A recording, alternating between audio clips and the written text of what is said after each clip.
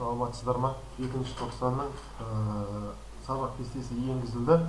Сіздер не жасайсыздар және КТЖ-ны қалай жариялайсыздар, сол туралы қысқа түсінік.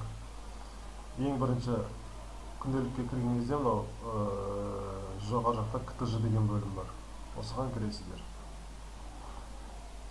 Өздеріңіз сабақ беретін класстың журналын таңдайсыздар.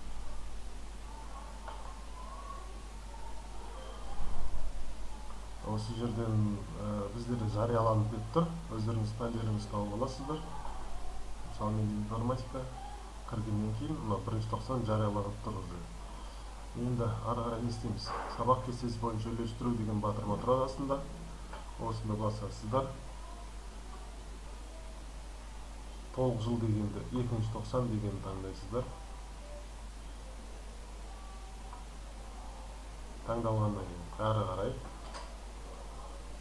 галочка қоямыз. Екінші тоқсанның числолары шықты. Ары қарай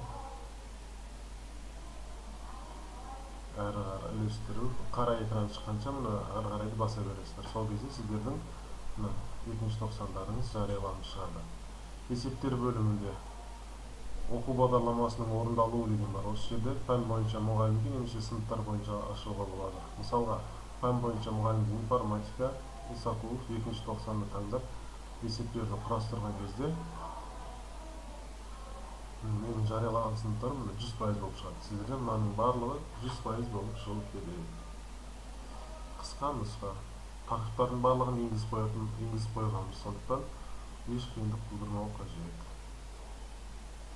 Қалғандары келесі тоқсанда осылай бөліп жариялана береді.